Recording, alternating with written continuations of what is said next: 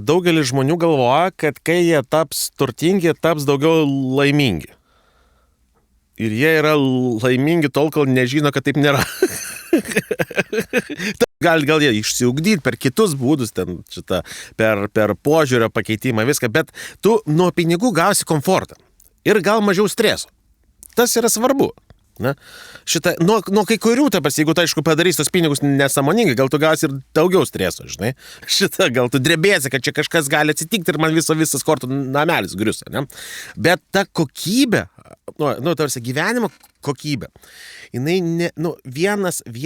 pinigai vienas yra labai svarbus, žinai, šitas dalykas, bet ne pagrindinis. Aš atsimenu, jaučiu, kai aš uždirbau pirmą 100 litų, man buvo fainiau negu uždirbau pirmą 1 milijoną eurų.